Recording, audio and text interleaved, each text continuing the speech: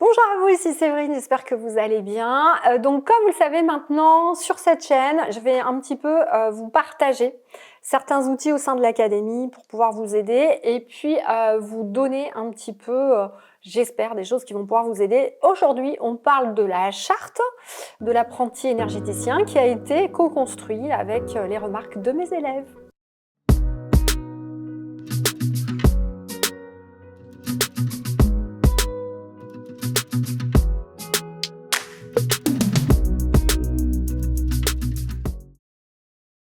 Bonjour à vous, ici Séverine, j'espère que vous allez bien. N'oubliez pas de vous abonner, d'appuyer sur la cloche et de diffuser ces vidéos autour de vous. Vous nous aiderez du coup à pouvoir bien faire référencer la chaîne, à mettre des pouces, des commentaires, des likes. Voilà. N'oubliez pas donc qu'il va rester encore quelques places pour le 29 janvier à Toulouse pour cette journée exceptionnelle de formation à l'énergétique au quotidien pour que vous repartiez le soir avec votre protection, votre vortex, le chakra des mains ouvert et vous saurez comment vous faire un auto-soin et nettoyer votre maison avec ce vortex. Donc n'hésitez pas à nous rejoindre, c'est en dessous. Alors, je voulais vous partager un petit peu, j'avais dit que je vous donnerais plein d'exemples pour vous aider, vous, à construire votre vision 2023, à faire vos rituels, etc. Au sein de l'académie donc que j'ai créée, petit à petit, on s'est rendu compte que les élèves, quand ils faisaient des échanges entre eux, il pouvait y avoir des tensions, voilà, comme tout groupe qui fonctionne. J'avais pas fait de charte au départ en tant que telle. J'avais une charte de l'énergéticien classique, celle que vous trouvez en fait sur YouTube ou sur Internet, etc. Pardon, voilà, j'ai mangé n'importe quoi pendant ces fêtes et du coup, il y a des petits éternuements, hein, comme quoi la nourriture c'est important. Et d'ailleurs, ça fait partie aussi pour moi la bonne hygiène de vie des énergéticiens. Bref, du coup, on en est arrivé à écrire une charte. Alors pourquoi? Je vous donne un exemple. En énergétique, il y a des gens qui peuvent aller plus vite, des gens moins vite, etc.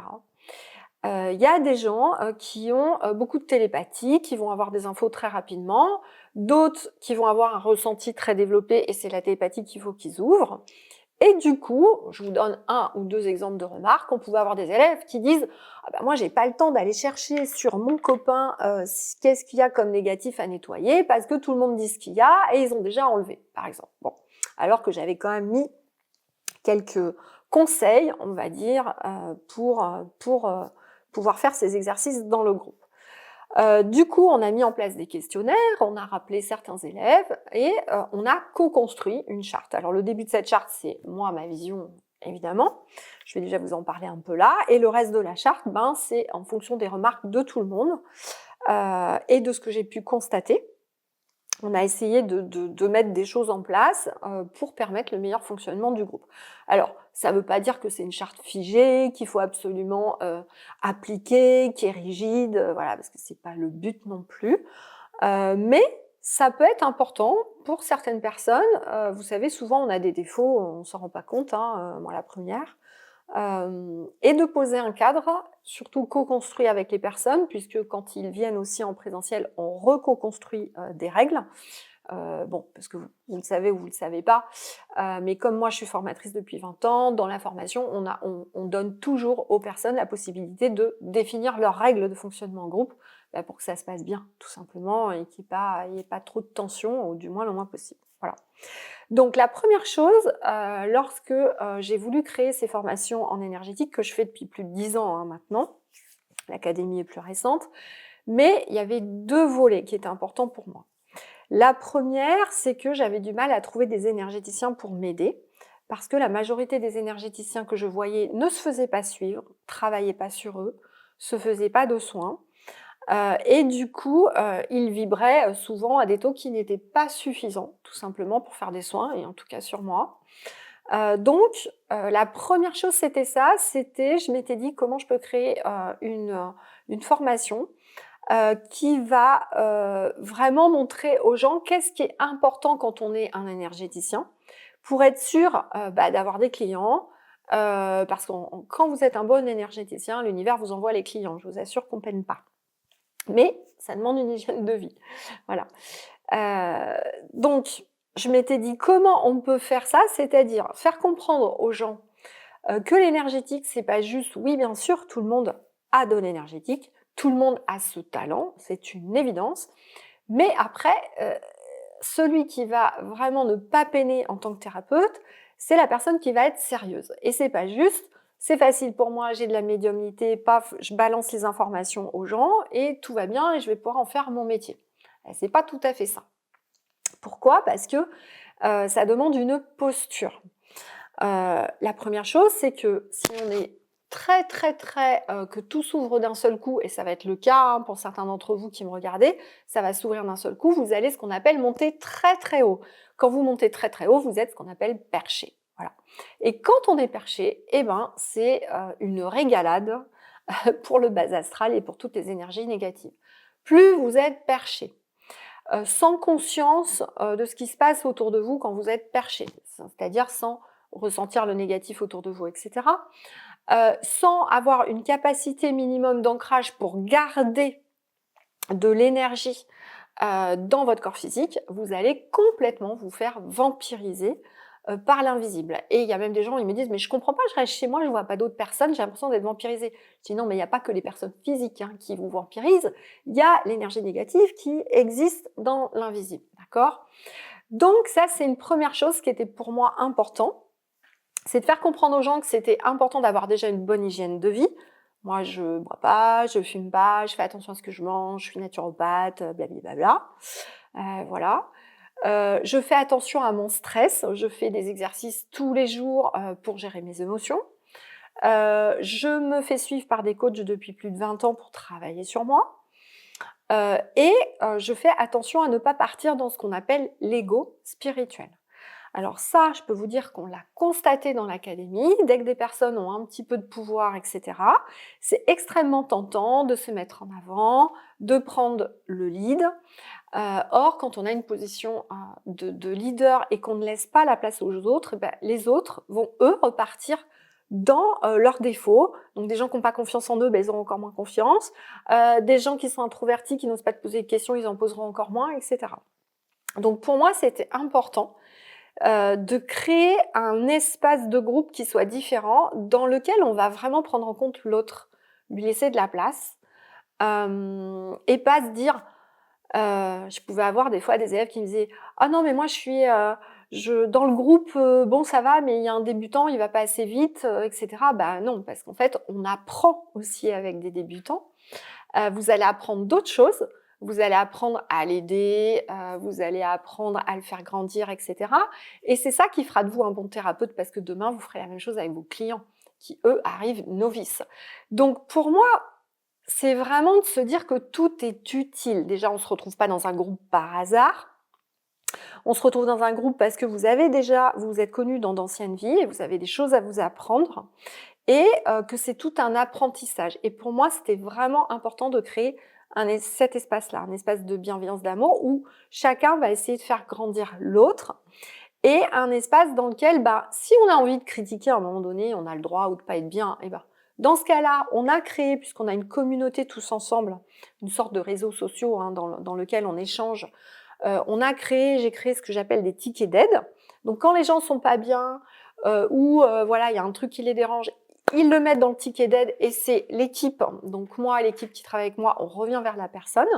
Mais la consigne, c'est vraiment d'essayer, dans le groupe d'échange, de garder du positif, de ne surtout pas diffuser des vidéos de je ne sais quoi sur Internet, etc. Parce qu'en plus, on a créé une communauté qui est protégée. C'est-à-dire que avec les 4 personnes qui travaillent avec moi, donc Raphaël, Sonia, Sabine et Mylène, qui sont tous les 4 mes anciens élèves, on est à 5 et on a mis une protection en fait sur la communauté. Donc on est alerté dès qu'il y a une énergie trop négative qui arrive, etc.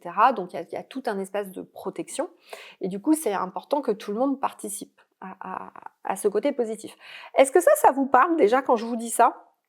J'aimerais bien avoir vos retours en commentaire et puis maintenant je vais vous lire la charte. Alors évidemment, ma vision de l'entreprise est beaucoup plus longue, hein, mais j'ai voulu faire un paragraphe court, je vous le lis. Désolée, j'ai pris l'ordinateur parce que bon, à imprimer j'ai acheté une imprimante, mais j'ai pas pu connecter le Wi-Fi. Alors, j'ai mis ce que je souhaite au sein de l'académie. Je souhaite une expérience spirituelle différente, où chacun tente de sortir de ses schémas sociétaux et éducatifs de comparaison, de manipulation, de domination, pour changer nos habitudes de fonctionnement et de comportement en groupe. Une prise de conscience de nos schémas mentaux, de l'état de nos émotions et de ce que nous laissons autour de nous comme énergie négative par nos pensées ou paroles est capitale. Être dans des échanges de compassion, d'entraide, de bienveillance, dans lesquels l'ego est au service de la progression de nos capacités en énergétique, pour découvrir l'être extraordinaire qui dort en chacun d'entre vous, et non pour rabaisser les autres, se comparer, se mettre en avant ou prendre le lead. Ce n'est donc pas une simple formation, c'est une transformation, un pas vers un fonctionnement différent, un engagement de chacun pour faire de son ego son meilleur ami, au service de ses propres talents, pour servir le monde et vos futurs clients de demain, dans la bienveillance et l'amour, et tout en développant du mieux possible vos capacités spirituelles. Voilà, ça c'est mon intro. C'est-à-dire que je considère aujourd'hui que cette posture, et peut-être que je me trompe, voilà, je ne dis pas que j'ai raison, je considère que cette posture, elle permet de développer vos capacités parce que vous travaillez le côté humble. Or, ce n'est pas forcément le cas dans diverses formations où voilà, il va toujours y avoir une personne qui sait plein de trucs, qui montre plein de choses, puis les autres vont se sentir un petit peu, vous voyez ce que je veux dire. Vous me direz dans les commentaires si ça vous parle, je suis sûre que ça vous est arrivé. Du coup, on a essayé de co-construire donc, avec les élèves. Donc, on a pris les co-constructions de règles qu'on a fait au présentiel, plus les dernières réponses que j'ai eues au questionnaire, et voilà ce qui en sort. Vous me direz aussi ce que vous en pensez, ça m'intéresse. Alors, les engagements de chacun pour une formation sereine et efficace. Je suis responsable à 100%, je vais peut-être remettre mes lunettes si ça ne vous gêne pas, je suis responsable à 100% de ce que je fais dans cette formation, de son utilisation et des résultats que j'obtiens. Personne ne peut faire à ma place tous les entraînements nécessaires pour devenir un thérapeute expérimenté. Il n'existe pas de baguette magique, il suffit juste de s'entraîner. Je suis conscient que pour progresser spirituellement sur moi-même, je vais passer par des zones d'inconfort qui ne dureront pas grâce à l'aide du groupe d'élèves et de l'équipe de l'académie. Aussi, j'utilise l'espace communautaire pour en faire part et je pose les questions en webinaire. Je suis conscient que lorsque je ne souhaite pas échanger avec les autres au sein de l'académie, parce que ma limite de zone de confort est atteinte, c'est que je touche de près un élément de transformation majeur, sûrement très utile pour mon évolution spirituelle.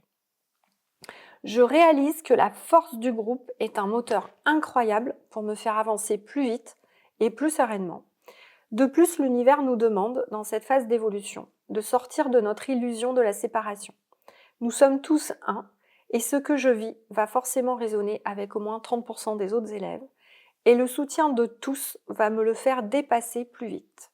Si vraiment j'ai un jour quelque chose de trop personnel à évacuer, et qui vraiment ne peut pas être dit en groupe, je le préciserai dans l'espace communautaire, et quelqu'un de l'équipe reviendra vers moi.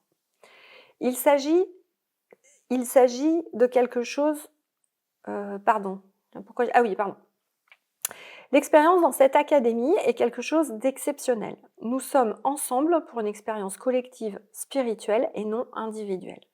Notre éthique nous interdit, alors ça c'est moi qui l'ai rajouté, puisque vous savez qu'on n'a pas le droit de faire de psy, etc. Donc je l'ai mis, notre éthique nous interdit par ailleurs de réaliser ou donner l'impression de faire le travail d'un psychologue. Et on rappelle que tous les élèves doivent continuer leur traitement médical et consulter un médecin en cas de besoin. Voilà. Mon but ultime est l'autonomie. Alors ça, c'est très important pour moi. Je suis coach depuis 20 ans. Et pour moi, chaque élève doit devenir son propre maître. D'accord ? Les gourous, les machins, ça n'existe pas. Chacun va inventer à terme sa propre méthode. Donc mon ultime but est l'autonomie pour réaliser un soin de qualité, oser sortir de ma zone de confort et avoir mes premiers clients. Je suis donc conscient que mon investissement à réaliser des exercices énergétiques et les protocoles de soins, ainsi que le coaching régulièrement pour reprogrammer mon mental, va m'amener à faire des choix conscients et est essentiel. Les exercices des webinaires et les échanges en groupe, donc les élèves se regroupent pour faire des échanges en petits groupes chaque semaine, et les questions que je pose sont les outils essentiels pour atteindre cet objectif. Je suis donc conscient de la nécessité de ma participation active. Je suis conscient que la formation est livrée avec des webinaires, un espace communautaire de questionnement et des échanges bienveillants en groupe. Si je choisis de ne pas venir au webinaire, de ne pas poser des questions ou encore de critiquer et d'émettre du négatif dans le groupe sans me focaliser sur les échanges, l'entraînement, ma progression et toute l'expérience enrichissante que je devrais être en train de vivre, je suis informée que l'engagement de l'équipe de l'académie est intact et mes obligations également. Je prends donc conscience que je me prive d'une opportunité hors du commun de progresser sur mes capacités, au-delà de mes limites, ma zone de confort, mes schémas mentaux.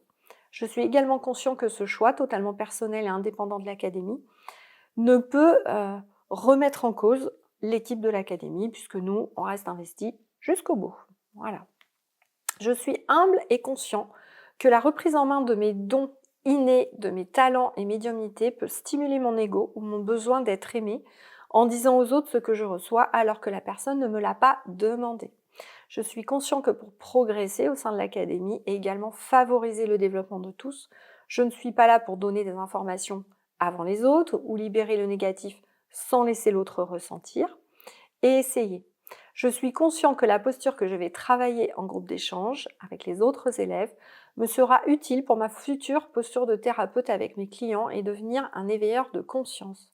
Je m'engage à favoriser, aider et contribuer à un monde meilleur et bienveillant et à permettre aussi aux autres élèves de grandir sans forcément me mettre systématiquement sur le devant de la scène.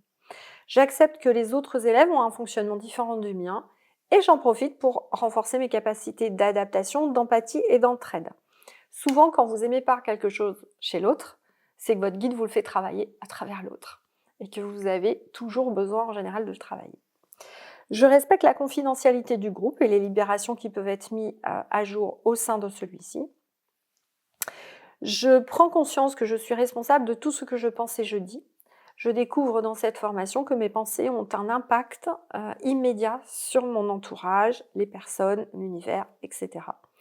Aussi, je prends soin de ne pas parler en négatif d'une personne, de critiquer, juger. Je suis aussi responsable de dire ce qui ne me convient pas, mais de manière bien tournée, constructive, bienveillante, donc jamais à chaud, en demandant à cette personne si elle est prête à le recevoir et si cela peut la faire progresser.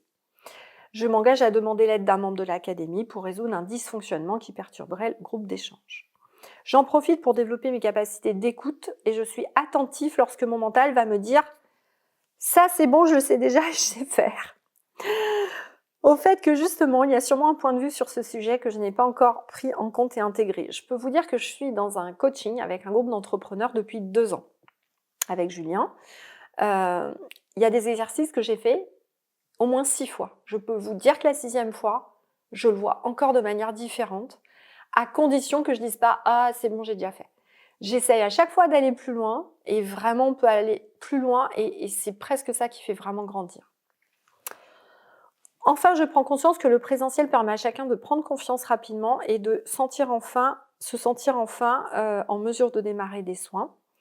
Et pendant ces jours intensifs, le bon vibratoire est énorme et peut laisser à penser que j'ai déjà acquis l'essentiel et que je peux me libérer des protocoles de base. Il n'en est rien, c'est le moment rêvé pour que mon ego ressurgisse, que certains se présentent en leader dans les groupes et que la progression du groupe soit ralentie.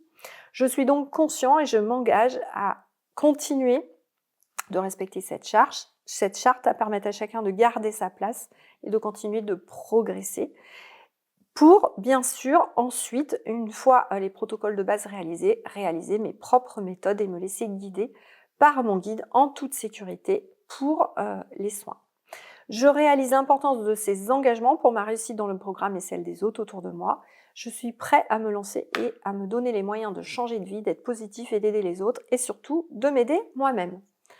Voilà le résumé de tout ce qui a pu être construit par maintenant, donc on fait ça depuis 4 présentiels. Donc voilà, c'est le fruit des règles que se sont données les élèves sur les 4 derniers présentiels. Donc je trouvais ça intéressant de vous le partager. Ça peut peut-être vous faire penser à certaines choses, donc j'ai hâte de voir vos remarques. Et puis, je continuerai de vous partager des choses comme ça sur l'académie, voilà, des petits protocoles, des soins, etc.